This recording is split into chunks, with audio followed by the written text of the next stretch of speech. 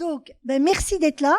On est vraiment ravis de vous accueillir parce que le service culture, sport et tourisme, 7DGA, qui inclut tout ce qui est de l'ordre de la construction du temps libre et du plaisir d'être implanté là plutôt qu'ailleurs, a mis un peu de temps à se construire parce qu'il y avait des héritages, qu'il fallait que ces héritages, on les comprenne, on comprenne comment ça marche, on arrive à identifier le besoin au titre de la structure en tant que telle et comment la mission de cette structure pouvait s'étendre dans une mission qui bénéficierait à tout le monde, donc que ça devienne des projets territorialisés et pas uniquement des projets communaux. Pour ce faire, il y a un projet culturel de territoire dont la première partie était de 2017 à 2021, 2018 à 2021, et puis la deuxième partie va démarrer là, de 2022 à 2025, puisque entre année civile et année de saison, on a toujours des petits décalages. Et notre réalité, c'est qu'on essaye au maximum. Sur la première partie, on a déjà fait un état des lieux. On a essayé de créer un lien avec toutes les collectivités et les associations qui travaillent dans le fait culturel, puisque là, on va parler que culture. Et puis, d'autre part, essayer d'identifier un peu les profils population, voir quels étaient les manques, quels étaient les besoins, consolider les partenariats avec les tutelles, nos partenaires, donc l'État, la région, le département, les communes, enfin voir comment les choses pouvaient petit à petit se construire. Et c'est pour ça qu'on a mis un peu de temps à vous voir. En plus, après, on voulait vous voir, mais la Covid, pourquoi qu'à chaque fois c'est désagréable, c'est le féminin? Le Covid, il n'y a pas de raison, voilà, nous a empêchés de pouvoir aller au bout de cette démarche puisqu'on avait vraiment prévu de venir tous vous rencontrer pour vous dire, voilà ce qu'on vous propose. L'idée n'étant pas d'être avec vous dans une idée de consommation, c'est-à-dire voilà, on a des projets, vous rentrez dedans. Non, l'idée est de dire, voilà ce qu'on a consolidé, voilà ce qu'on maîtrise, voilà ce qu'on peut vous offrir à ce jour, mais demain se construira ensemble. De toute façon, cette communauté urbaine, dans l'inconscient collectif, elle n'existe pas. Moi, je ne suis pas du territoire. Et quand je dis que je travaille à la communauté urbaine du Grand Paris Seine-et-Oise, personne ne sait où c'est. Personne comprend ce que ça comprend à l'intérieur. Donc il faut à chaque fois que j'explique. Et très clairement, pour autant, c'est un territoire d'une richesse incroyable. Moi, je suis un pur produit culture et je peux vous dire que en arrivant ici, j'en ai pas cru mes yeux, quoi. Il y a tout. Il y a toutes les populations, toutes les tailles de communes, tous les fonctionnements au titre de la population rurale, périurbain, urbain. Enfin, des gens qui sont très près de Paris, des gens qui sont plus près de la province, parce que tout ce qui est tout au bout, Rolleboise, Rosny, Mantes, c'est quand même très près de la Normandie. Donc, c'est vraiment cette idée de dire comment on construit un projet qui puisse vous permettre à vous de vous appuyer sur une ingénierie et des projets que dans votre simple ville, ça serait difficile de porter. Donc de faire qu'à un moment donné, un projet partagé, rentrer dans un projet partagé, ça soit une valeur ajoutée. Comment à un moment donné, on arrive à identifier toutes les forces vives du territoire et on arrive à faire que chacune de ces forces vives devienne créateur ou porteur d'un projet qui pourra circuler sur le territoire. Comment on répond aux besoins spécifiques du territoire? Je pense entre autres à tout le travail avec la jeunesse, puisque vous le savez, notre territoire est juste après celui de la Seine-Saint-Denis en pourcentage de nombre de jeunes de moins de 20 ans. On est à 28,2%, la moyenne nationale c'est 26, et puis la Seine-Saint-Denis doit être à 28 quelque chose, 29 quelque chose. Voilà, mais on est un territoire très jeune, avec des REP+, qu'il faut aussi prendre en compte, avec une démarche d'excellence, parce qu'on a quand même pas loin Versailles qui est archi fréquenté, Paris qui est quand même pas loin, et pour autant on est capable d'avoir des démarches d'excellence et de les valoriser. Donc il a fallu identifier un petit peu comment ce territoire fonctionnait et comment on pouvait le montrer, le valoriser, et puis permettre à tous les habitants du territoire de s'emparer de cette richesse-là. Voilà, donc aujourd'hui, on va vous parler de ce qu'on fait, et puis surtout, c'est le moment où vous pouvez nous dire, moi je comprends pas ça, ou j'aurais aimé ça, ou plus tard on pourrait développer ça. En tout cas, voilà, c'est comme si on arrivait avec un cahier tout beau tout propre, et puis que derrière, vous avez le droit de dire, ben voilà, ça je biffe, ça je souligne, ça je... Mais en tout cas, l'idée, c'est ensemble, on va construire ce qui se passera demain. Voilà. Alors, je suis ravie, puisque depuis très très peu de temps, on a notre vice-président donc à la culture et au sport et Carl Olive. Bon, vous savez que son emploi du temps n'est pas l'emploi du temps le plus facile à investir en termes de disponibilité. Et donc depuis une semaine, nous avons la chance d'avoir Dominique Jossaume, qui est le maire de Fontenay-Beauvoisin, qui a comme responsabilité de pouvoir être présent quand Carl ne le peut pas, pour nous soutenir sur toutes les actions culturelles. Donc je lui laisse la parole avec beaucoup de plaisir. Merci. Bonsoir à tous. Que dire derrière Claire, c'est pas très facile, mais c'est vrai que je suis très honoré de rejoindre cette équipe culturelle de la GPSO, parce que c'est quelque chose que j'essaye de défendre aussi de mon côté. Et là, lorsqu'on m'a proposé ce genre d'arriver avec eux, là, j'apporterai modestement ma contribution, mais sachez que je vous soutiens. Voilà. Donc, après tout ce beau discours de Claire, que dire d'autre? Alors, je vais vous laisser la présentation de votre travail, que je trouve de qualité, que j'ai eu l'occasion de regarder cette semaine, et franchement, bravo, vous avez très très bien travaillé, et ce projet de territoire que vous allez nous présenter été rentrée 2021 sera adapté aussi selon vos possibilités de communes, puisque c'est une possibilité qu'on offre aussi aux petites et grandes communes. Puis on essaiera aussi de mettre un peu l'itinérant en avant, parce que ça nous permettra d'aller dans des endroits où il n'y a aucune possibilité culturelle, d'action culturelle. Donc ça aussi, c'est quelque chose qu'on va mettre en place cette année. Et voilà, il y a beaucoup de projets qui vont être présentés. Et alors, je vous souhaite une excellente soirée. Puis, alors, si vous avez des questions, elles sont à votre disposition pour toute aide, accompagnement. Et franchement, on trouvera une solution grâce à eux. Merci. Alors, une chose importante, sachez, et c'est notable, en fait, donc vous savez que je fais un peu d'histoire culturelle 2 secondes. La notion de culture est née en France.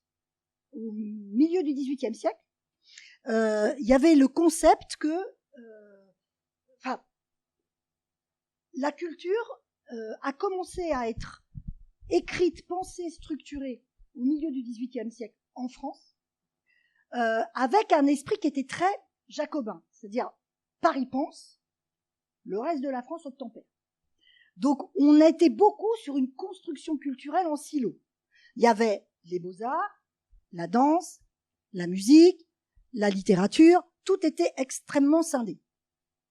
Je ne vais pas vous faire l'affront de vous parler du comportement de vos comportements ou du comportement de vos enfants.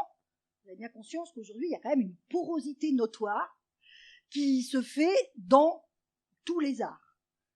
D'une manière ou d'une autre, cette porosité est un fait, c'est un constat. Voilà. Cette porosité-là, l'État, pour le moment, n'a pas encore réussi à la prendre en compte dans ses systèmes de soutien financier. Il y a besoin d'une évolution dans le mode de fonctionnement, d'accompagnement de ce type de projet. Nous avons la chance, dans ce territoire, d'avoir comme interlocuteur donc la DRAC Île-de-France, qui représente l'État, et qui a bien compris qu'on était un nouveau territoire. À titre d'exemple, quand vous êtes dans les communautés urbaines, dans des communautés de communes, en général, s'il y a une compétence, elle est sur un outil. Donc, ils vont avoir tous les conservatoires, ils vont avoir toutes les salles de spectacle, ils vont avoir toutes les bibliothèques.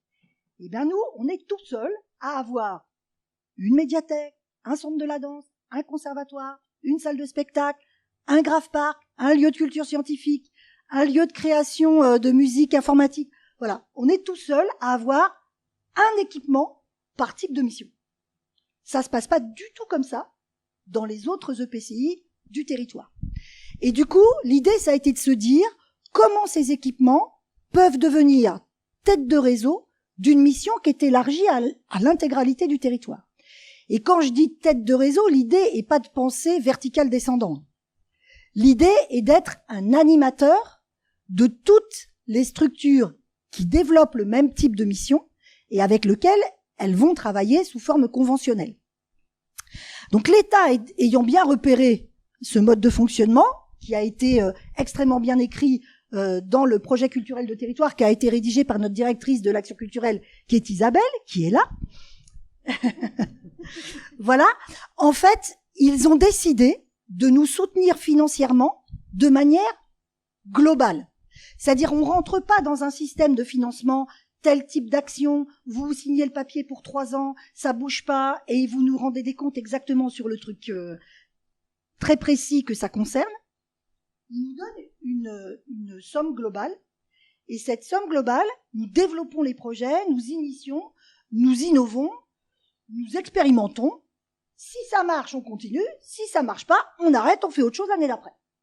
C'est la première fois au moment de la décision de l'octroi des subsides de soutien étatique que l'intégralité des conseillers, donc musique, danse, théâtre, arts plastiques, patrimoine, etc., étaient tous présents autour de la table. Ça leur était jamais arrivé dans le cadre d'un soutien à une collectivité. Donc on est plutôt content et on a été identifié comme terre d'innovation. Donc on a le droit d'expérimenter, de rater, enfin voilà, de voir ça n'a pas marché, d'évaluer et de recommencer autre chose différemment, restructurer en fonction de ce qu'on a pu constater l'année d'avant. Et c'est quand même extrêmement intéressant d'être un territoire qui ne subit pas son histoire, mais qui peut construire pour demain, sans évidemment renier l'histoire, qui est toujours un apport et un atout. Voilà. Donc je vais laisser la parole à mes collègues qui vont vous décrire tout ce que on fait, en sachant que on a donc une équipe qui est aussi là pour être votre interface quand vous avez des besoins, des questions, des demandes d'aide pour constituer un dossier sur telle ou telle demande de subvention. Ben on est aussi là pour vous aider. Voilà. Qui commence? Je sors de derrière le panneau. Bonsoir à toutes et à tous. Je suis Isabelle Landry, la directrice de la culture au sein de GPSO. Et puis, on va passer un petit bout de temps ensemble. N'hésitez pas, comme le disait Claire, à prendre la parole. On est là aussi pour répondre à vos questions. Pour l'heure, on va vous présenter, on va faire un tout petit peu d'histoire, on va remonter moins loin que le XVIIIe siècle, mais on va peut-être juste vous présenter, ne serait-ce que la démarche qu'on a souhaité mettre en place. Je vais enlever mon masque. La démarche qu'on a souhaité mettre en place dans le cadre de la création de ce projet culturel de territoire. L'objectif, c'était de mettre en place une démarche participative, de pas créer une politique culturelle qui soit totalement déconnectée du territoire. Donc c'est dans ce cadre-là qu'on a travaillé avec à peu près 200 personnes entre 2017 et 2019 pour écrire cette politique culturelle qui a pris justement le nom du Grand Paris culturel, cette grosse page blanche à écrire tous ensemble, avec différents objectifs qu'on s'était instaurés. C'était de vraiment justement de créer et de bâtir une relation collaborative, d'instaurer de nouveaux modes d'échange. Notre objectif à nous, c'était de vous accompagner, de fédérer, de vous faire coopérer, de coopérer avec nous. Et donc d'agir comme un organe fédérateur. L'équipe qui était en place avait une grosse force, aussi bien dans les équipements que dans la mission ingénierie, c'était cette notion d'expertise. Et c'est grâce à cette expertise qu'aujourd'hui, on est en capacité aussi de pouvoir vous accompagner dans vos projets et de soutenir les acteurs culturels du territoire. Merci. Donc, ce projet culturel de territoire, il s'est bâti autour de gros axes stratégiques. Alors, c'est pas des axes stratégiques qui sont extrêmement innovants, mais pour autant, ils montrent vraiment comment dire, l'axe qu'on souhaitait prendre avec vous. C'était de faciliter l'accès à la culture pour tous, de faire exister et faire rayonner le territoire à travers la culture et de favoriser la création et l'innovation. Donc, comme le disait Claire tout à l'heure, c'est un projet sur 6 ans qui se décompose en 2 volets. Donc, on a fait cette première phase où on a eu ce premier bilan qui nous a aussi consolidé sur certaines stratégies et qu'on a abandonné pour d'autres parce qu'il n'y avait pas de réel besoin sur le territoire. Toujours est-il que là, on est dans la phase où on va réécrire ce nouveau plan d'action avec vous. Donc, on va repartir sur une démarche participative. Bon, alors, malheureusement, on voulait la mettre en place un petit peu avant, mais bon, comment dire, c'était pas tout à fait simple de pouvoir se rencontrer. Alors, moi, les groupes de travail sur Teams, ça va bien un moment, mais je pense que c'est mieux quand même qu'on puisse avoir des relations en présentiel. Donc voilà, donc on va repartir sur ce programme d'action sur 3 ans qu'on travaillera avec vous. On va mettre en place un certain nombre d'ateliers communs. Et puis bien sûr, l'histoire de ce projet culturel de territoire ne peut pas s'écrire sans nos équipements culturels, puisque nous n'avons pas la compétence culture en soi, nous avons la gestion d'équipements.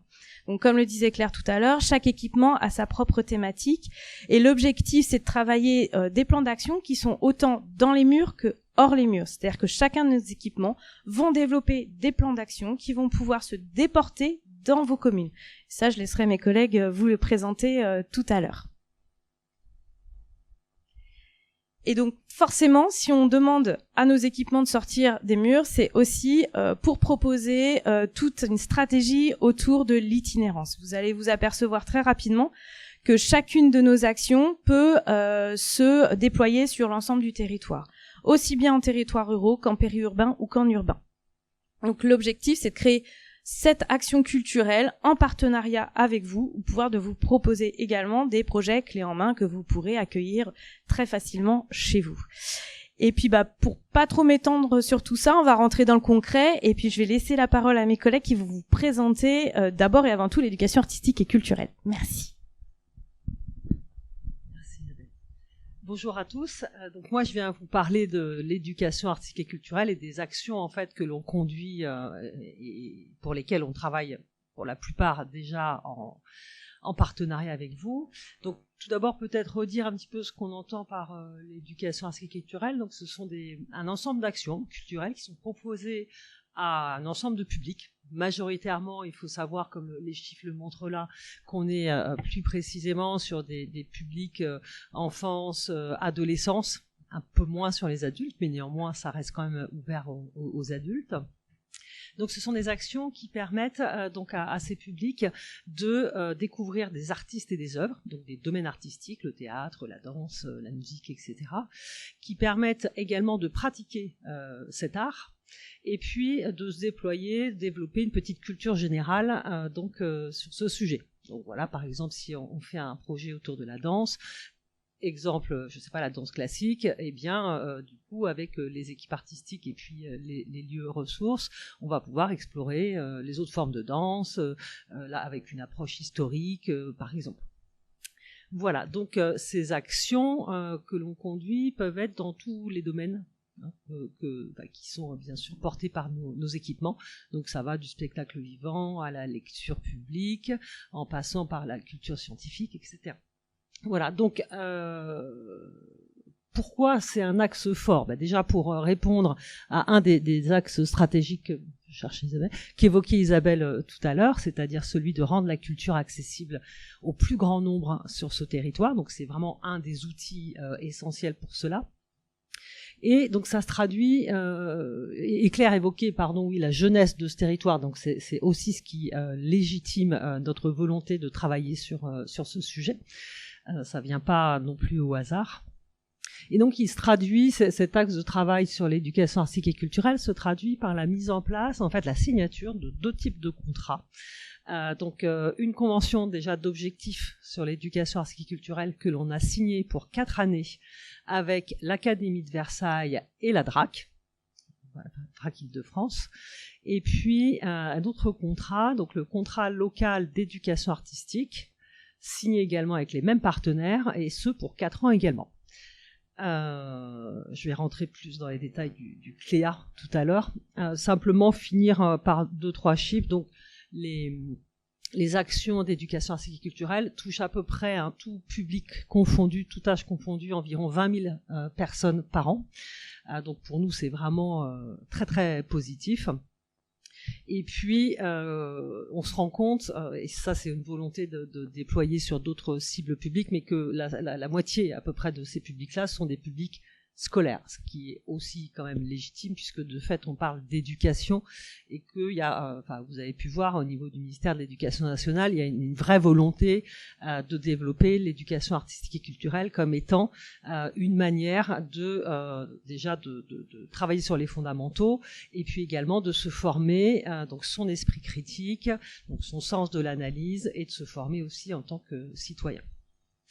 Voilà, donc concrètement, donc dans les projets phares, donc on a le CLEA, donc dont je parlais tout à l'heure, contrat local d'éducation artistique, donc signé avec la DRAC et l'Académie. Donc c'est vu la superficie de notre territoire, donc on a le plus grand CLEA d'Île-de-France et de France d'ailleurs, c'est pas que l'Île-de-France. Donc concrètement, donc on a certains partenaires du CLEA qui sont historiques et qui sont toujours avec nous depuis le début.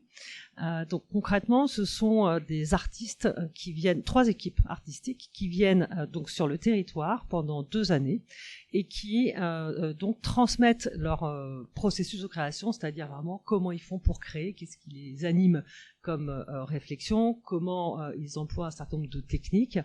Donc donc ces 3 équipes artistiques vont à la rencontre de différents groupes. Donc il y a une sorte d'appel à candidature donc qui se fait au début du cycle des 2 ans. Donc on vous convie à des réunions pour rencontrer les artistes et à ce moment-là, si ça vous intéresse, bien sûr, vous pouvez entrer dans l'aventure.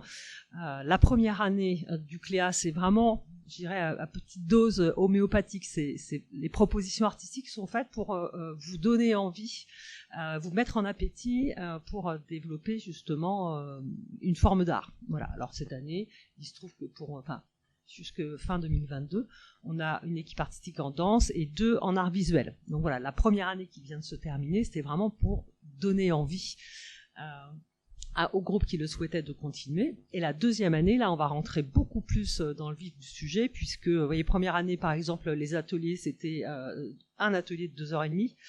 Et la deuxième année, on va être sur 21 heures de pratique. Donc, on approfondit véritablement les techniques de l'artiste, son univers, etc. Voilà, donc le CLEA, donc...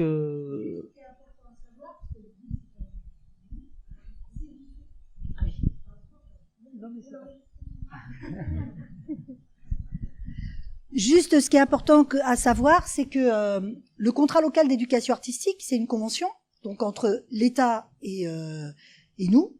L'État paye la moitié de ce que ça coûte, et il y a un coût pour les communes, mais sachez que depuis l'année dernière, le coût est proportionnel à la taille de votre ville. Plus la ville est petite, moins vous payez cher. De façon à ce que tout le monde puisse y adhérer. Donc aujourd'hui, on est vraiment sur des tarifs dérisoires pour les petites communes. C'est-à-dire que si vous avez une école et que vous avez envie que dans votre école, il y ait un rapport fort avec un acte artistique, en sachant que les 3 compagnies, vous dites, voilà, moi c'est telle compagnie qui m'intéresserait, donc que ça soit des arts plats, de la danse, faut que ça vous parle, faut que ça vous semble concret. C'est-à-dire on n'est pas dans un concept de la culture, on est comment on le vit, concrètement. Et il y a un coût, mais qui est très modique. Plus la ville est grande, plus c'est cher. Et quand je dis plus c'est cher, ça reste quand même des tarifs extrêmement accessibles. Mais voilà, c'est juste... Alors les tarifs, je les connais pas par cœur. Mimi, toi tu la connaître? Micro. Ah oui, micro. Qui, selon la taille des communes, part de 300 € jusqu'à 600. Et sur l'année 2, donc ça va jusqu'à 900 €. Voilà.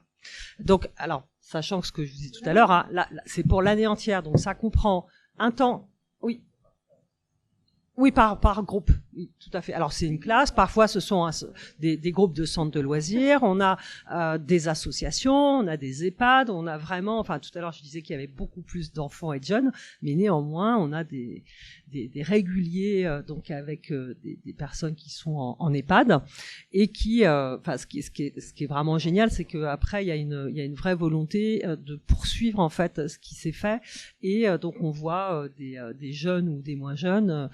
aller vers des équipements culturels divers et variés, donc développer une pratique de la culture qui n'avait pas forcément avant.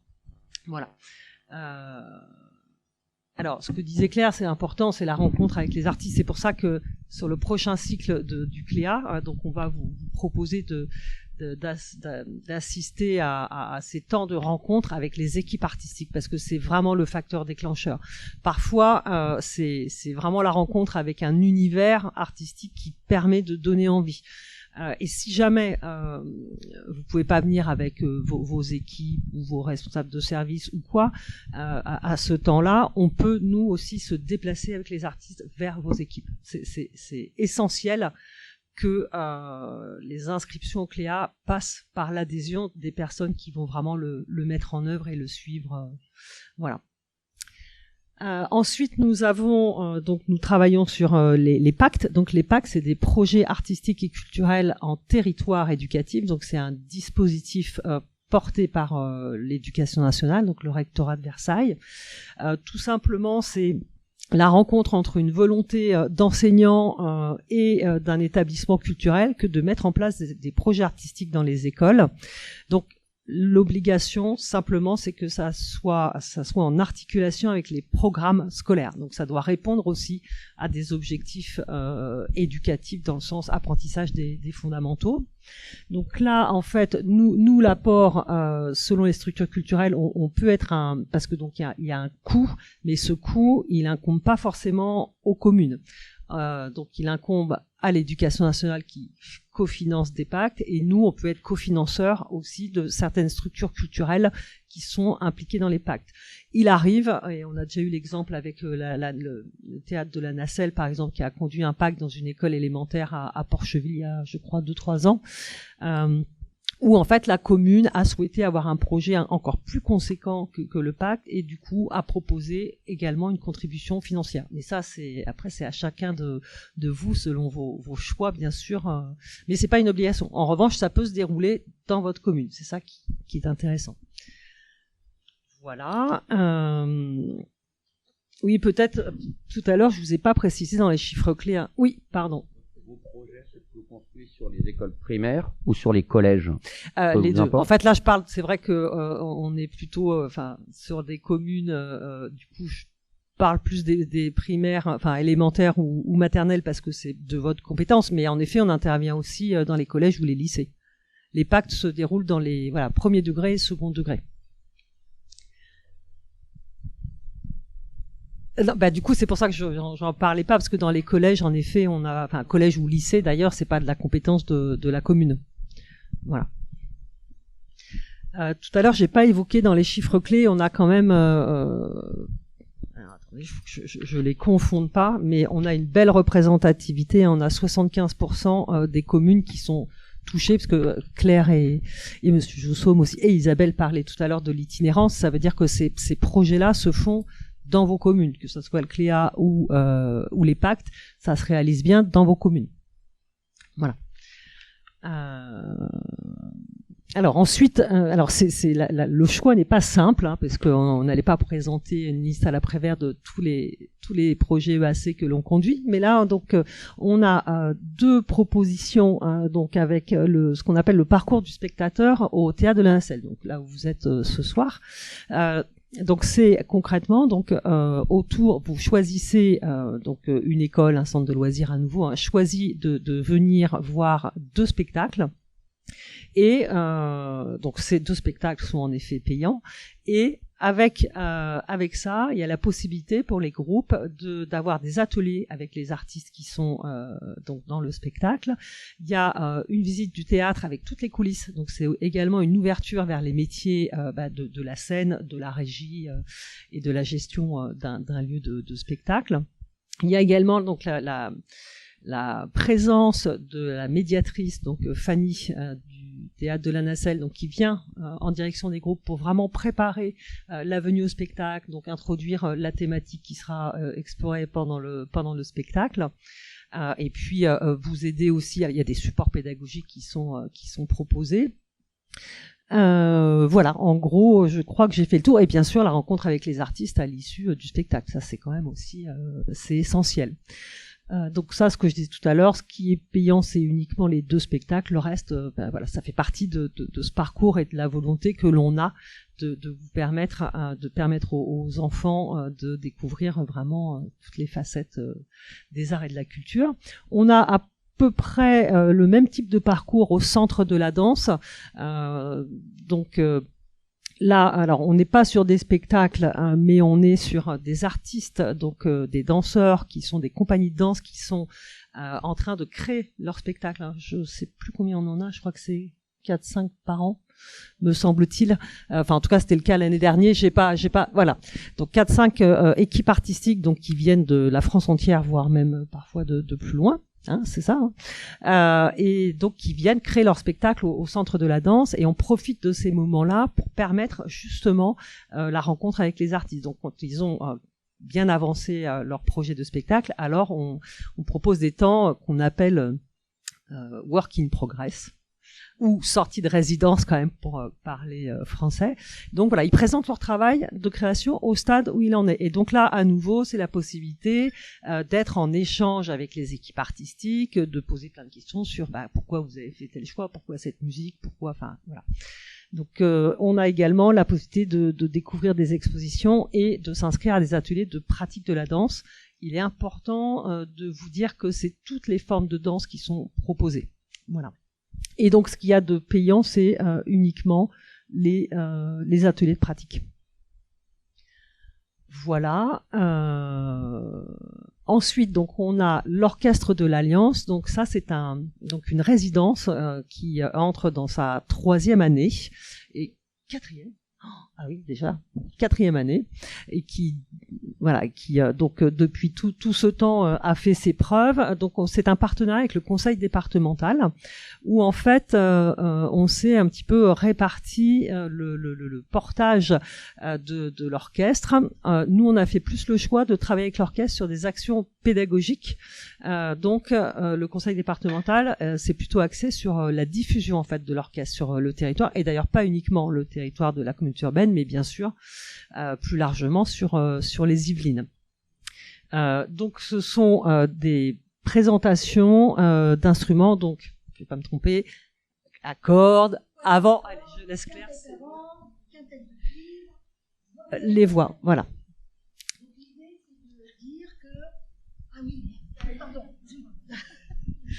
J'aime bien quand c'est spontané, moi, donc du coup... Ouais. Donc, en fait, vous avez des formes... Le choix qui a été fait, c'est qu'on laisse au département l'artillerie lourde, c'est-à-dire les concerts avec 800 gamins, présentations, solistes, etc. Et nous, on prend à notre charge ce qui est de l'ordre venu dans vos communes de petites formations, donc c'est soit collège, soit école primaire, qui viennent, donc quatuor à cordes, quintette de avant, quintette de cuivre, piano, voix, percu. Et l'idée, c'est venir dans l'école, faire un concert, expliquer, laisser les enfants voir, toucher les instruments. Et nous prenons aussi à notre charge les masterclass. Donc masterclass, c'est classe de maître en français, c'est en général des solistes internationaux de grande renommée. Quand je vous dis grande renommée, je vous parlais par exemple de David Guerrier à la trompette, qui vient de rentrer au national, trompette solo au national. Il a été corps solo à Vienne, il est prof et coordinateur du département des cuivres au Conservatoire national supérieur de musique de Lyon. Enfin bon, c'est de l'artillerie lourde, quoi. Bon, et donc en général, il y a une demi-journée au CRD, qui est le conservatoire de la communauté urbaine, et une demi-journée dans un conservatoire du territoire. Mon collègue directeur de conservatoire des Murulas en a bénéficié 2 fois, je crois. 3 fois, voilà. Donc, ou le soliste, et ça, c'est complètement à notre charge. Donc, on essaye à chaque fois d'avoir un instrument avant, un instrument à cordes. Donc, par exemple, cette année, on a eu Raphaël Chrétien au violoncelle, qui est venu là en juin, et on aura... ça fait 2 fois que j'oublie son nom, le clarinettiste qui a gagné le concours Lancelot et qui est un artiste Buffet-Crampon, je sais plus, mais lui.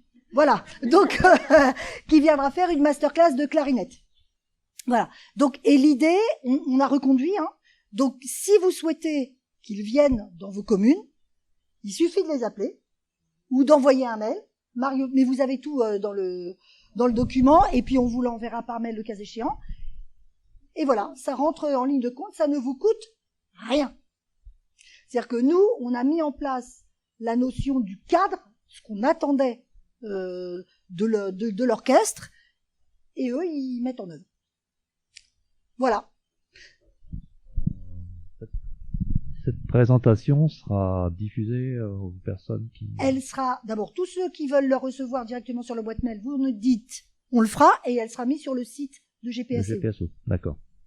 Voilà. Très bien. Merci. Et puis les classes à horaires aménagés, j'enchaîne, c'est mon secteur. Donc du coup, là, on vous a parlé des classes horaires aménagées, mais il y a beaucoup de formes. Il y a orchestre à l'école, il y a des classes à horaires aménagés qui relèvent plus du projet de classe. Quand par exemple tout se passe dans l'école, comme les classes à horaires aménagés vocales du Val-Fouré, par exemple. Donc les classes à horaires aménagés, ce sont des enfants qui viennent apprendre un instrument, la danse, qui développent un projet musical ou chorégraphique global en temps scolaire dans une structure d'enseignement artistique contrôlée par l'État. Donc là, on vous parle de la CHAM du CRD parce que c'est notre structure, mais il y en a au Mureau, il y en a à Poissy, il y en a à Conflans, enfin voilà, il y en a un peu partout, des classes à horaires aménagés, mais c'est un vrai projet. L'intérêt du CRD, c'est pour plutôt les plus grands, puisque nous avons le fait d'être labellisé CRD, nous pouvons décerner des diplômes qui sont des diplômes préprofessionnels, ce qui n'est pas le cas des écoles non classées CRD. Voilà, mais c'est un exemple parmi d'autres. Un enfant qui rentre en classe à horaire aménagé, à partir du moment où c'est en temps scolaire, c'est totalement gratuit. Il y a au moins 5 jurisprudences là-dessus, donc on est tranquille. Voilà. Oui, t'inquiète, moi, je le serai complètement demain, donc ça sera parfait. Écoutez, je pense que Claire a tout dit sur ces deux derniers projets. Vous avez les contacts. Peut-être une petite précision sur les CHAM, si jamais ça pouvait intéresser un des enfants de votre commune. Alors, bien sûr, il y a une question de carte scolaire. Donc, on vous invite à discuter. Voilà, alors pour cette rentrée, bien sûr, c'est un petit peu tard. Mais en tout cas, c'est des discussions qui doivent avoir lieu dans le courant de l'année scolaire, de manière à pouvoir avoir les autorisations, si besoin, en temps et en heure. Voilà, en tout cas, pour toute question autour de l'EAC, il y a mon contact qui est sur la page d'avant que vous allez avoir. Surtout, n'hésitez pas. Là, c'était un petit extrait synthétique, mais on a beaucoup de choses aussi qu'on peut vous proposer avec toujours cet esprit de travailler avec vous, main dans la main. Peut-être aussi je finis par préciser que très prochainement cet automne là, au moment de la rentrée, on va revenir vers vous pour vous proposer pour ceux qui le souhaitent, ceux qui ont envie de travailler l'EAC dans leur commune, de travailler avec nous et au travers d'une petite convention d'objectifs qu'on pourrait avoir ensemble si c'est alors pour certains on est déjà en discussion à ce sujet, mais donc voilà.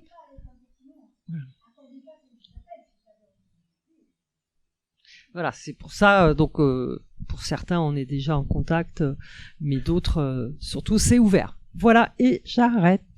Émilie. Merci.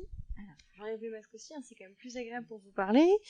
Donc, bonjour, je suis Émilie Evano, je travaille à la mission ingénierie, donc service culturel, et je vais vous présenter, là, pour le moment, les arts visuels et la culture urbaine. Alors, donc celui-ci s'opère grâce au développement d'actions en direction de l'art, notamment visuel et sur l'espace public. Donc l'objectif, c'est vraiment de rendre accessible à tous toute forme d'art, de créer un lien entre aménagement urbain, culture, usage de la ville. Et pour ça, on a mis un petit zoom sur quelques actions qu'on va vous présenter. Alors, notamment Nomart, une exposition itinérante qui va être sur le territoire au mois de juillet et également au mois de novembre, donc exposition que nous avons découvert à Chanteloup. Donc merci encore à la ville de nous avoir permis de tester. Donc on peut dire il est testé et approuvé, parce qu'on a vraiment adoré ce concept. Donc c'est l'idée en fait de faire venir des œuvres d'art. Alors je ne dirais pas originales parce qu'elles sont en fac-similé, ce qui permet une meilleure accessibilité, transport, un coût un peu moindre aussi accessoirement.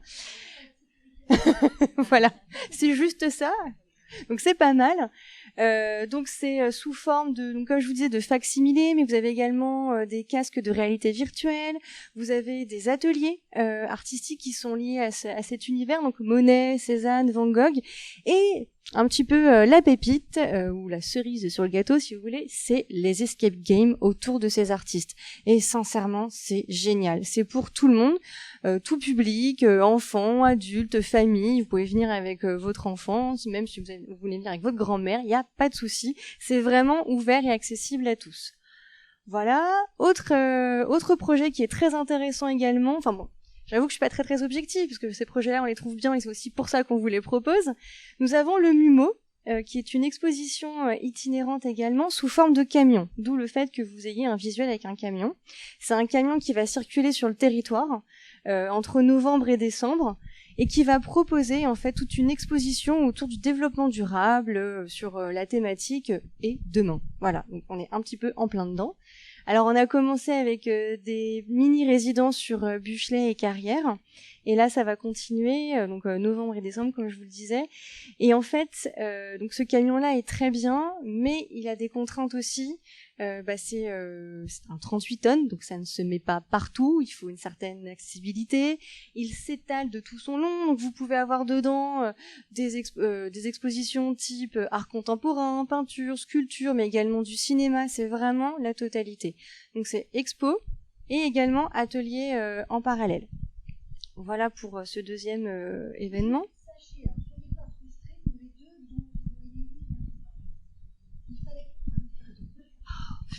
Pour les deux dont Émilie vient de vous parler, il fallait bien qu'on ait un prérequis. On a été un peu opportuniste sur cette question-là, c'est-à-dire que grâce à Cécile d'ailleurs, on a eu les liens, les contacts. Ils cherchaient des points de chute. Ça les intéressait de venir dans cette partie de la banlieue parisienne qu'ils ne connaissent pas. Et donc du coup, on a sauté sur l'occasion, quoi. Mais l'idée, ça a été de faire une première année expérimentale pour voir si ça marche. Et l'idée, c'est de recommencer après. Et donc, évidemment, les prochaines villes, on le choisira ensemble. C'est-à-dire, vous nous direz, voilà, je suis intéressée. Après, forcément, il y aura un choix et tout le contexte prendra en ligne de compte pour essayer de répartir équitablement sur le territoire, que le lieu, techniquement, puisse accepter le camion, etc., etc. Mais voilà, c'est pas, il n'y a pas eu de mainmise de telle ou telle ville. Il fallait faire vite, sauter sur l'opportunité et puis, en fait, débriefer une fois que c'est fait pour voir si ça marche, si ça intéresse, pour que ça puisse être transposé ailleurs. Donc voilà, soyez pas frustrés de dire que c'est là et pas ailleurs. C'est juste une première année, on a sauté sur l'occasion. Voilà. Merci.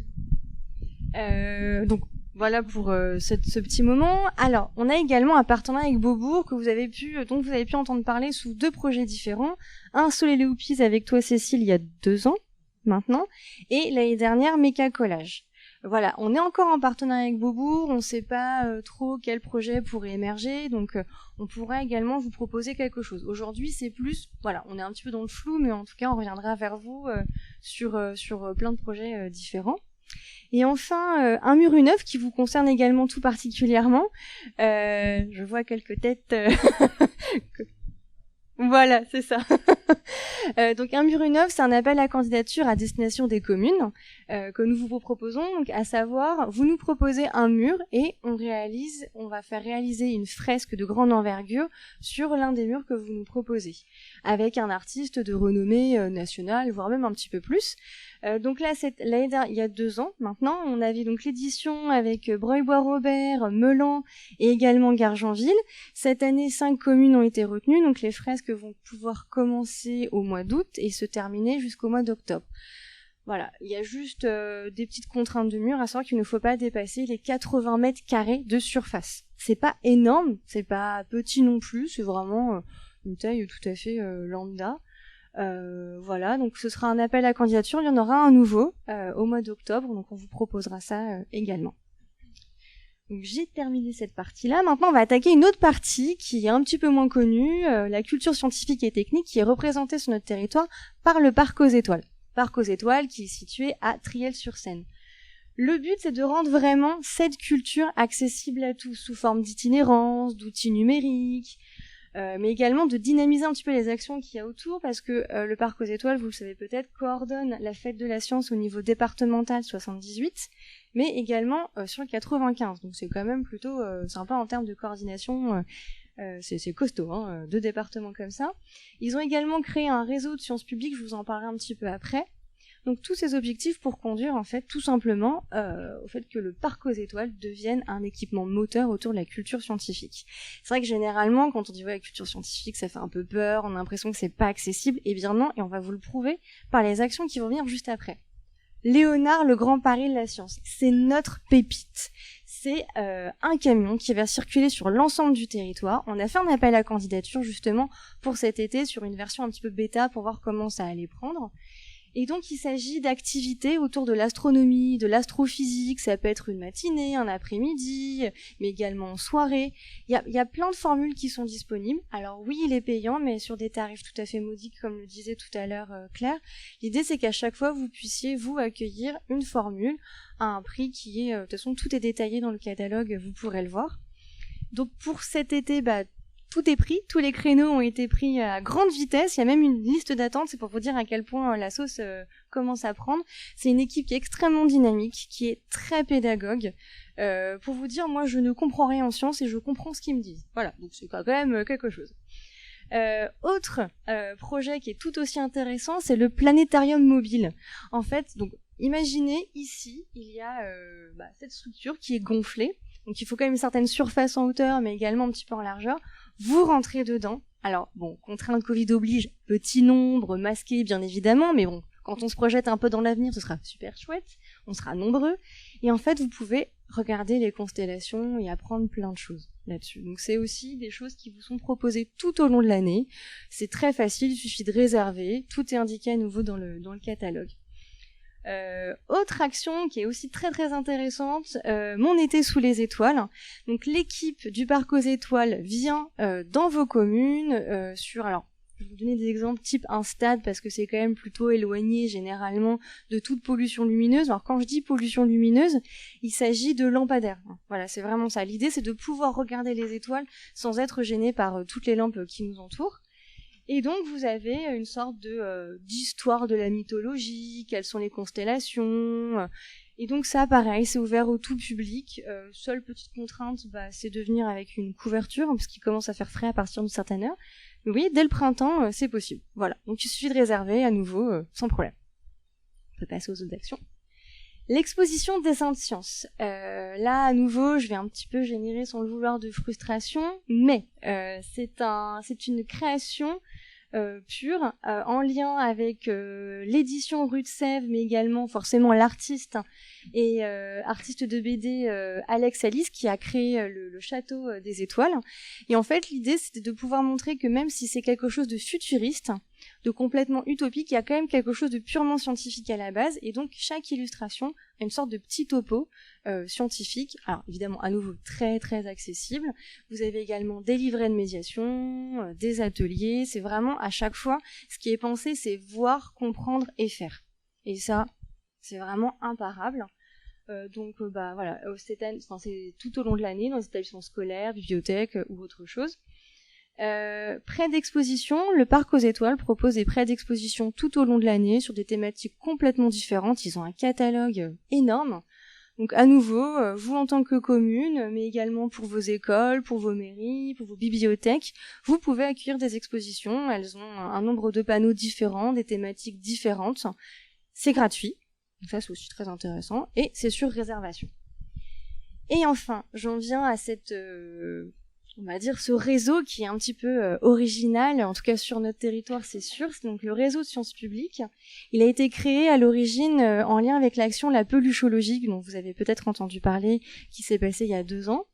Et en fait, c'est comment mettre tous les acteurs autour de la table, donc que vous soyez accueil de loisirs, bibliothèque, animateur ou juste enseignant, vous avez envie de faire des activités autour de la culture scientifique, et bien voilà. Ça, c'est votre réseau. Vous pouvez vous inscrire sans aucun problème. Pardon. Oui, la peluchologie, c'est comment faire des statistiques à partir des peluches. Donc, en fait, les gamins ont chacun une peluche et on fait de la statistique avec combien ont des oreilles, quelle forme d'oreilles, combien ont des yeux, etc. Et on fait tout le système de découpe de la statistique pour essayer d'identifier comment on monte un raisonnement scientifique pour en tirer des données objectives. Et ça marche super. Au début, quand ils nous ont parlé de la peluchologie, on a tous un petit peu, voilà, on était un peu tous dubitatifs. Et en fait, on est allé le faire. On a fait la formation peluchologie d'enfer. Puis autant pour les mômes que pour les grands. Vraiment super. Voilà. Et je rebondis justement sur ce que dit Claire. En fait, ce qui est vraiment une expérience assez originale et intéressante avec le Parc aux Étoiles, c'est que vous pouvez venir vous en tant qu'adulte avec vos enfants et vous comprenez tous la même chose en fait, à des niveaux différents bien entendu, mais il n'y a pas d'ennui, il y a toujours de la créativité, de l'amusement, des questionnements. Voilà, c'est le Parc aux Étoiles, c'est chouette. Voilà. Et je vais m'arrêter là-dessus parce que je crois que ça a fait. C'est display. Voilà. Ils sont là. Merci. Bonsoir, je suis Annabelle Collat, je suis responsable de la mission ingénierie et je fais partie de cette formidable équipe depuis peu, donc je suis ravie de vous rencontrer. Moi, je viens vers vous pour vous parler de Display. Alors, Display est une unité qui fait partie de la direction de la culture et si vous regardez bien l'image, vous pourrez les voir avec vous dans cette salle. Voilà. Display est une unité composée de 2 personnes qui nous apportent leur expertise dans tout ce qui concerne l'audiovisuel, le son, l'image, la captation, le montage et puis la recherche et la veille en innovation numérique. Ils sont pleins de ressources. Vous pouvez connaître par exemple leur captation des conseils communautaires, c'est un événement régulier, vous connaissez forcément, vous avez dû voir leurs vidéos. Mais pas que, puisque grâce à leur expertise, ils nous permettent de valoriser la vie culturelle, des équipements, des événements qui sont organisés par GPSEO. Le Display, c'est également la possibilité de créer des supports numériques et des capsules qui permettent de développer l'éducation aux médias. Cette éducation aux médias s'adresse aux écoles, aux enfants, mais pas que. Nous, on vous en parle pour vous parler de leurs ateliers fake news. Ces ateliers, on va vous montrer un petit extrait. Alors, il y avait un petit lien sur la slide d'avant.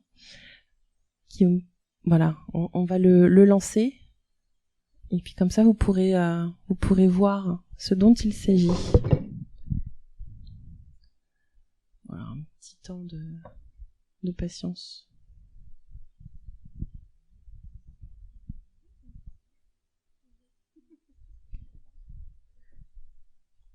Hey Jabba, je regarde un truc marrant. Viens, on essaie quelque chose. Soyons fous. Prends une photo de face, s'il te plaît. Andia, je t'ai connu plus correct. Ok, je bouge absolument pas. Regarde mon profil. Tu vois, c'est une question d'angle de vue.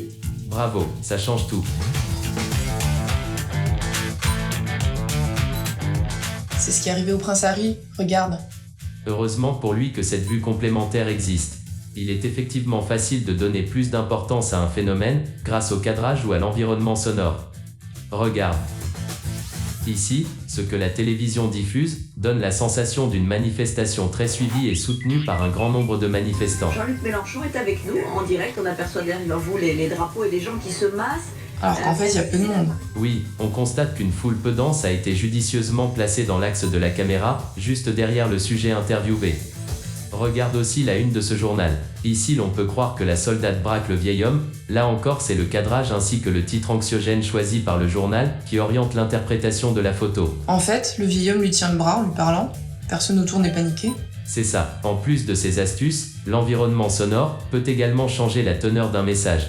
T'as des exemples ? Regarde cette vidéo et décris-moi ce que tu vois ensuite.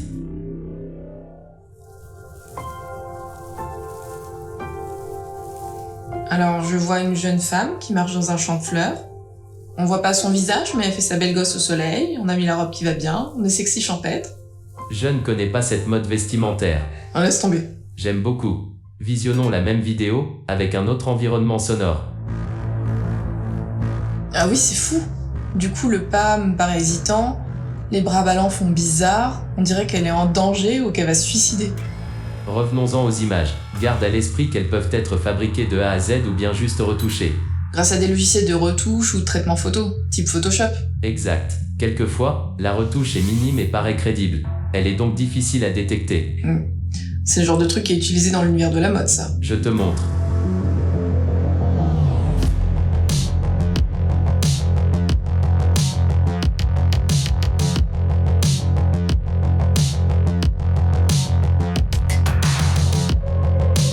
Quelquefois cependant, nul besoin de truquer l'image pour piéger le spectateur. Faut reconnaître que c'est bien fait. On n'y voit que du feu. Vos sens peuvent également être trompeurs. Si je te montre ceci, saurais-tu me dire s'il s'agit d'une photo ou d'une vidéo ? Oh, c'est bluffant. C'est pas du tout une vidéo, si ? Effectivement, c'est une image fixe. Lorsque le cerveau est submergé d'informations, il opère parfois des raccourcis qui nous induisent en erreur. Oh, c'est drôle. Lorsqu'il s'agit de montage vidéo destiné à dévier le propos d'une personne, tout ça devient moins amusant. Là, ça devient la manipulation. Donne-moi 2 phrases qui te définissent. Je sais pas, moi... J'aime l'ouverture d'esprit. Ce que je déteste, c'est l'intolérance. Je sais pas, moi... J'aime l'intolérance. Ce que je déteste, l'ouverture d'esprit. C'est effrayant. N'est-ce pas ? Et c'est pas fini. Tu connais le principe du deepfake. Oui, la technique qui consiste à remplacer le visage d'une personne par celui d'une autre. Des chefs d'État ont été la cible de deepfake. Oui, mais aujourd'hui tout le monde connaît cette technique. Elle est accessible au grand public. C'est exact. C'est une bonne chose car si les humains utilisent ce type d'application et expérimentent cette technologie, ils se demanderont plus souvent s'ils ont affaire à une image truquée ou non. Oui, t'as raison. Les gens se poseront sans doute plus de questions. Désolé, Andia ? Oui, Java. Tu me conseillerais la mode sexy champêtre ?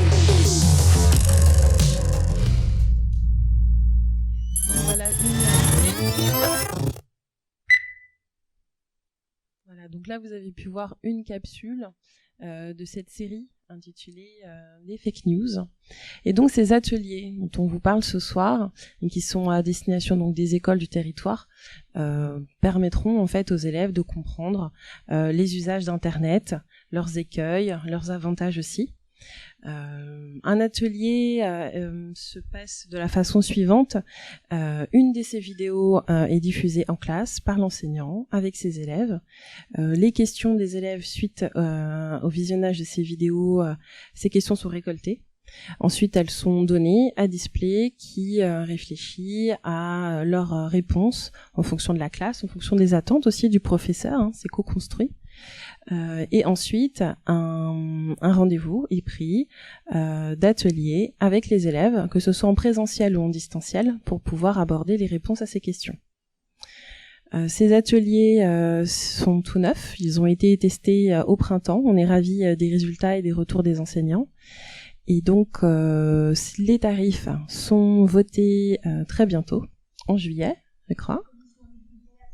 La commission a lieu hier. Bon, bah super, on est ravis. C'est une bonne nouvelle.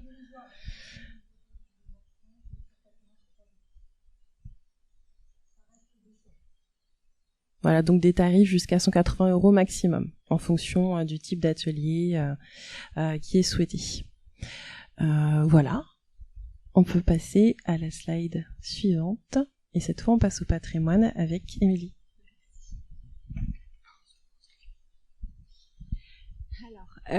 Donc nous avons un axe dans le projet culturel du territoire qui est valoriser la richesse patrimoniale, donc que ce soit à la fois historique, paysager, archéologique, architecturale ou industrielle, on a vraiment un petit mélange de tout sur notre territoire qui est vraiment très riche, donc c'est chouette. Et en fait l'idée c'est de pouvoir positionner le territoire comme une destination de loisirs, d'excursions, centrée sur des thématiques un peu précises comme l'architecture, le patrimoine, l'impressionnisme, même si on est un petit peu au début de cela. Et pour ça, on a un projet à vous présenter, enfin, en tout cas un plus gros projet qui s'appelle Panorama. C'est un observatoire photographique des paysages. C'est en gros une collecte de photos sur du territoire. Alors, c'est un petit projet qui est un petit peu complexe, donc je vais vous expliquer brièvement.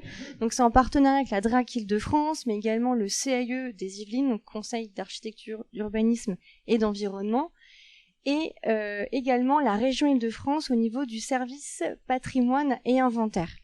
Donc la région Île-de-France nous a mis à disposition des chercheurs sur le territoire qui sont venus recenser les éléments emblématiques du territoire pendant 2 ans, donc 2019-2020. Également une partie 2021, forcément avec le Covid, tout a un petit peu pris du retard. Suite à ce travail de recensement par les chercheurs, une équipe de photographes est venue sur le territoire photographier quasiment chaque ville, chaque paysage qui pouvait avoir un sens commun pour créer cette cette identité et ce récit de territoire qui nous concerne tous, donc GPSO, voilà, afin de valoriser ces différentes dimensions et finalement de permettre aux habitants de s'approprier ce projet-là. Alors il est sur 4 ans, donc il y a eu toute une phase de recherche et de données scientifiques. Il y a une phase autour de la collecte photographique. L'année prochaine, nous allons avoir la chance d'avoir une exposition au musée de l'Hôtel-Dieu de Mantes-la-Jolie qui va retracer tout ce travail-là entre mai et août 2022, qui va également donner lieu à la publication d'un ouvrage en partenariat avec la région Île-de-France. Donc voilà, ça c'est pour 2022, les gros événements phares. Sur 2023, nous aurons toute une valorisation artistique de ce contenu scientifique. Alors pour le moment, nous ne savons pas comment. Est-ce que ça va être autour de la danse, de la photo, du dessin, des arts visuels? On ne sait pas. Donc ça peut être intéressant aussi si vous avez envie de participer à la réflexion sur que pourrions-nous faire tous ensemble sur ce projet-là. Et enfin, 2024, ça va être la création d'un circuit, d'un itinéraire sur le territoire. Donc c'est un petit peu... Comment vous expliquer un peu comme en lien avec la randonnée. On va créer une carte avec des points où vous pourrez faire une randonnée sur le territoire. Donc ça pourrait être par exemple, on peut partir de la Villa Savoie de Poissy pour aller vers Conflans, mais aussi vers d'autres chemins qui seront un petit peu plus détournés, méconnus. L'idée en fait c'est de faire découvrir ce territoire à nos habitants, mais également aux habitants du Grand Paris. Ça peut être aussi quelque chose comme ça. Donc voilà pour ce projet-là. Il y a aussi un autre projet, donc en lien avec la Villa Savoie de Le Corbusier. Donc nous avons un partenariat avec la Fondation Le Corbusier qui vous propose par extension bien entendu, des mises à disposition d'expositions gratuites sur Le Corbusier. Donc ça peut être à la fois connaître Le Corbusier, ou ça peut être également aussi des pactes que vous pouvez faire en lien avec la Villa Savoie, mais également des ateliers. Il faut voir vraiment ce lieu comme une opportunité sur le territoire, de travailler avec eux, donc la Villa Savoie, la Fondation Le Corbusier, mais également le Centre des Monuments Nationaux. Voilà, c'est plein de choses qu'on peut tous faire ensemble. Et je vais m'arrêter là parce que je vais passer la parole à ma collègue pour...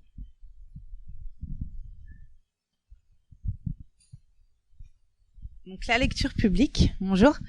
Donc moi c'est Natacha Biloukidi, je travaille... avec Émilie, Cécile, Annabelle et toutes les autres derrière au service ingénierie de la communauté urbaine. Donc, qu'est-ce que la lecture publique ? Donc, c'est très simple. La lecture publique, c'est l'ensemble d'actions et de pratiques autour du livre et de l'écrit. L'idée, c'est que la lecture publique puisse mener plus largement une réflexion sur la place des publics en bibliothèque et le rapport que ce public peut avoir sur le livre et la lecture. Donc la lecture publique a 3 axes forts qu'elle développe. Le premier, favoriser le développement du réseau de lecture publique sur le territoire par le biais d'actions culturelles que je vais vous présenter par la suite, en tout cas certaines.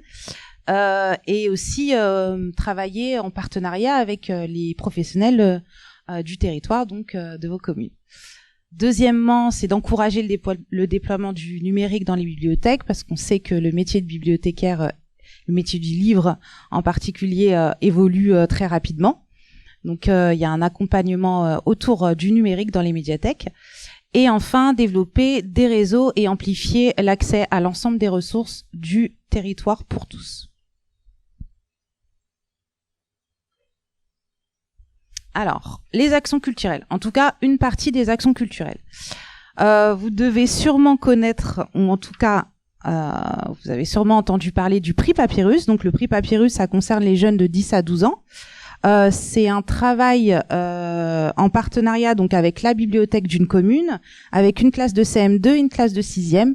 L'objectif est très simple, c'est qu'à la fin de la lecture de 4 romans, chaque participant puisse choisir son roman préféré.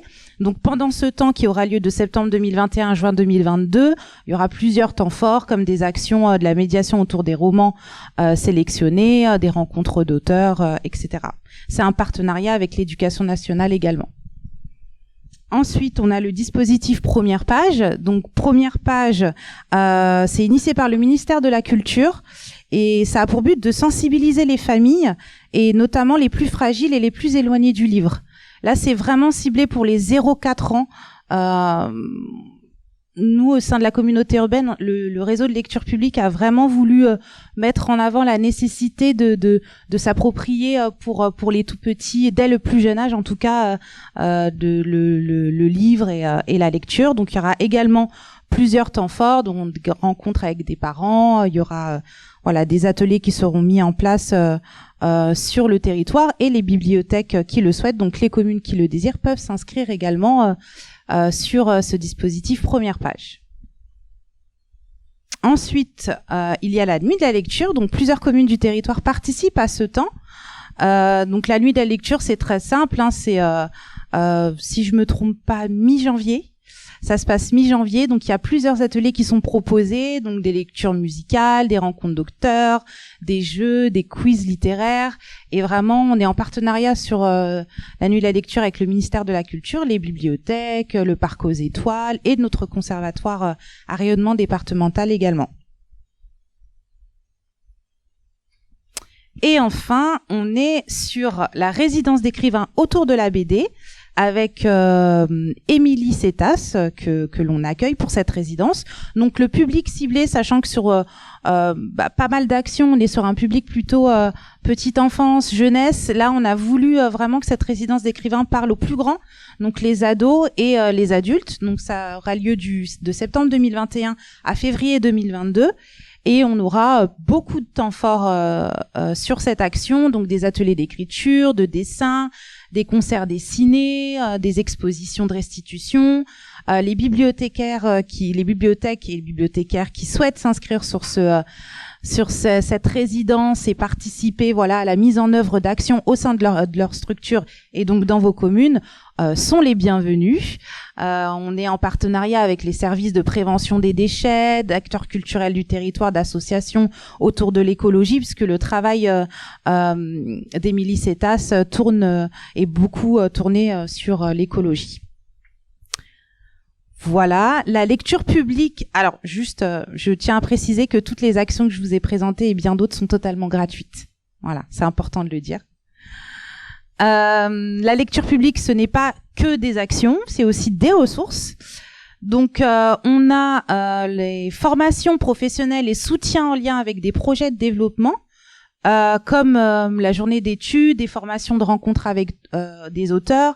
Je ne sais pas si les bibliothécaires de vos communes, mais je pense, participent déjà très fortement à ce genre de journée proposée par le réseau de lecture publique. Il y a comme exemple une formation qui s'intitule « Pourquoi perdre son temps et raconter des histoires en lien avec l'action culturelle première page » qui aura lieu le 16 et 17 septembre 2021. Donc n'hésitez pas à passer l'information auprès de vos bibliothécaires et de vos bénévoles pour qu'ils puissent s'inscrire s'ils le désirent auprès du réseau de lecture publique. Ensuite, le réseau accompagne également, met à disposition plusieurs outils de médiation. Ils mettent aussi en place des comités de lecture, ils prêtent des fonds professionnels, il y a des prêts d'exposition, des malais histoires, des thématiques, des cabanes à lire, voilà, tout ça c'est gratuit, donc faut vraiment pas hésiter à ce que vos agents puissent s'approprier ces outils-là afin de les mettre à disposition de votre public aussi. Et enfin, le réseau a également une grande expertise en ingénierie de lecture publique et notamment dans la partie réseau de sciences publiques, comme l'a expliqué tout à l'heure Émilie. Donc dans la première slide, je crois, vous aviez l'adresse mail du réseau. Donc surtout, n'hésitez pas à les contacter ou à relayer cette adresse mail auprès de vos agents, parce que vraiment, ils peuvent avoir plein d'informations sur ce qui y a à venir et les possibilités de travailler en partenariat avec le réseau qui est très disponible pour travailler avec toutes les bibliothèques du territoire. Et enfin, pour finir, je vais vous parler un petit peu du portail Guillemette. Donc, le portail Guillemette, l'idée, c'est que c'est un portail qui regroupe l'ensemble des offres bibliothèques du territoire. Donc, pour les bibliothèques qui souhaitent, on sait tous que dans certaines petites communes, il n'y a pas forcément de site dédié précisément à la bibliothèque. On est souvent hébergé sur le site de la mairie, etc. Là, en termes de visibilité, Guillemette peut apporter ce genre de visibilité à vos bibliothèques Donc il y a un agenda en ligne qui permet d'intégrer tous vos événements, en tout cas tous les événements des bibliothèques, et les rendre visibles auprès de tous les habitants du territoire. Et les événements qui sont créés sont également visibles sur la page agenda des sorties de GPSO. Il y a également la possibilité de partager les coups de cœur des bibliothécaires aussi. Donc c'est vraiment quelque chose qui est assez intéressant. Ça permet aussi aux bibliothécaires et aux bénévoles de développer leur réseau, ce qui est important entre bibliothécaires du territoire, ce développement des réseaux, d'être au fait des nouvelles lois aussi qui sortent en matière de bibliothéconomie. Donc je pense que ça, de se tenir informé de ça, c'est plutôt important. Nous, au sein de la communauté urbaine et plus précisément la lecture publique, on donne un espace de visibilité. On n'a aucune main sur votre programmation, sur la programmation de la bibliothèque. L'idée, c'est d'accompagner et de rendre visibles vos actions, les actions des bibliothécaires. Donc vraiment, ça, c'est quelque chose qu'on tient vraiment à préciser. Et puis aussi, comme je vous l'ai dit, le métier de bibliothécaire évolue. Le fait d'avoir une visibilité sur le web avec les nouvelles pratiques, c'est quelque chose qui devient indispensable pour n'importe quelle structure culturelle du territoire ou d'ailleurs. Voilà, je pense avoir tout dit en ce qui concerne le réseau de lecture publique. N'hésitez pas si vous avez des questions maintenant ou à la fin. Voilà. Merci.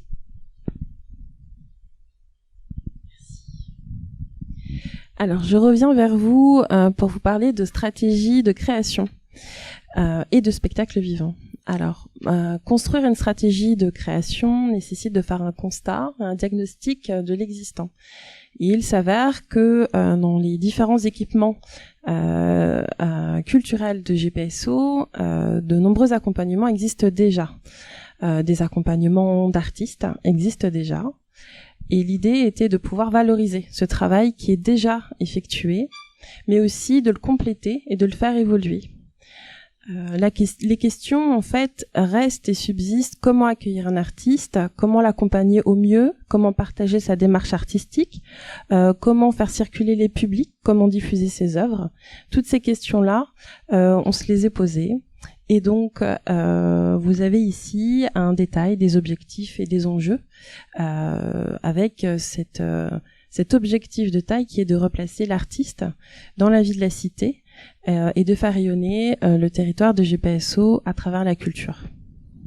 Alors, on a décidé de vous présenter trois actions qui reflètent cette stratégie de création et qui parlent aussi de spectacle vivant. Alors, pour vous parler de stratégie de création et d'accompagnement, je vais vous parler d'abord en fait de l'appel à projet, parcours création artistique et résidence mutualisée. Cette résidence mutualisée en fait est déjà testée. Cette année, une artiste, Antoinette Gomis, danseuse chorégraphe, est venue sur le territoire pour pouvoir nous partager sa démarche artistique et a pu aller dans chacun des équipements de GPSO pour pouvoir travailler sur son projet de création. Chacun des établissements culturels a une expertise à apporter. Et donc, cette idée de parcours signifie que pendant une année, on aurait un artiste sélectionné par un jury qui sillonnerait le territoire et qui donc aurait des outils supplémentaires pour pouvoir créer, mais aussi développer son rapport au public et le partager avec les publics. Voilà. Donc là, cet appel à projet est tout nouveau. Il s'inscrit dans une démarche plus globale qui est la refonte de nos soutiens financiers aux acteurs culturels du territoire. De nouveaux dispositifs de subvention vont bientôt être votés. Et au niveau des appels à projets, nous avons donc celui-ci et un autre qui concerne les tiers-lieux. On a décidé de prendre le taureau par les cornes et de prendre les devants pour pouvoir être au fait des différentes recherches de lieux et au regroupement de certaines structures et de certaines compagnies artistiques qui ont envie de créer des projets et de créer des lieux de vie aussi artistiques et culturels sur le territoire. Deux actions concernant le spectacle vivant. Alors, j'ai sélectionné deux festivals, un qui concerne la danse, sur Calpi Danser, qui est une biennale, et le festival et Olfactory, le OFF. Ces deux festivals sont des événements qui sont itinérants. Ils ont lieu sur tout le territoire. Ils ont à cœur de mettre en avant les talents locaux, ils ont à cœur de mettre en avant la pratique amateur et la rencontre avec des artistes professionnels. Ces deux festivals sont co-construits avec les communes, donc avec vous. Cette logique partenariale est aussi au cœur de la création de ces festivals. Donc un pour la musique, un pour la danse. Donc sur quel pied danser cette biennale? Alors elle aura lieu pour sa 3e édition en janvier prochain, janvier-février. Une appel à candidature aux artistes est encore en cours jusqu'au 6 octobre. Les premières réunions qui permettent aux différentes communes de se rencontrer pour pouvoir travailler ce gros festival ont déjà débuté. Et donc ça a lieu tous les 2 ans. Cette année, il y a déjà une 30aine d'actions culturelles qui sont mises en place. Ils sont déjà sur une 15aine de communes qui se sont engagées financièrement et humainement pour pouvoir construire ce festival. Et puis le festival Eol Factory le Off, alors je pense que vous connaissez le IN, qui a lieu cette année en septembre, donc le 10, 11, 12 septembre à Mantes-la-Jolie, sur l'île aux Mônes. Eh bien il y a le Off qui aura lieu cette année pour sa 3e édition du 20 septembre au 16 octobre. Donc je vois ici des communes et des acteurs qui participent déjà à la programmation de ce festival. Alors ce festival est tourné autour des instruments à vent, comme le IN, puisqu'il met au niveau historique, il met en valeur les entreprises Selmer et Buffet Crampon qui sont présents sur la ville de Mantes-la-Jolie, mais le Off, et le Off, lui, est itinérant, donc il a lieu sur tout le territoire. Chacune de nos propositions comporte des instruments avant ou avec, des cuivres. On est en train de finaliser la programmation. Et donc cette année, on va pouvoir sillonner 14 communes avec 21 concerts, 3 expositions itinérantes et 5 ateliers artistiques et culturels qui cette année en plus sont pas mal axés sur l'innovation numérique et la création musicale. Voilà. Donc il y en a pour tous les âges, pour les familles. On a besoin on a envie chaque année que ce festival prenne de l'ampleur. On s'adresse à tous les types de musique, comme pour Sur quel pied danser, qui s'adresse à toutes les esthétiques dansées, à la culture chorégraphique au sens large. Donc c'est vraiment leur spécificité, c'est de donner la place à tous et à tous les artistes. Qu'ils soient amateurs ou pros. On a aussi des créations artistiques qui ont émergé avec un travail mêlant amateur et professionnel. Donc on a tous les styles. Cette année on a du jazz, la musique baroque, classique, du blues, du rock, du rap, du groove.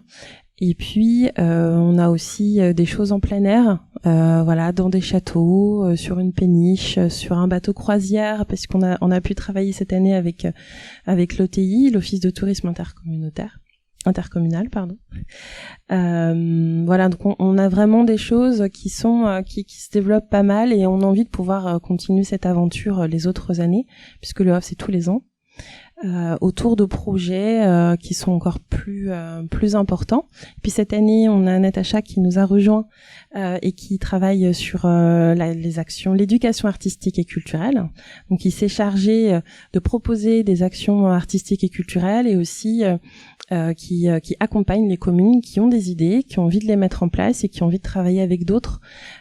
Toujours dans cette idée de faire circuler les publics et les artistes et de laisser la place à tous.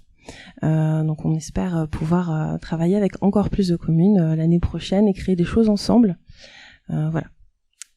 Voici les 2 actions qu'on avait décidé de vous présenter pour le spectacle vivant. Je laisse la parole à Cécile.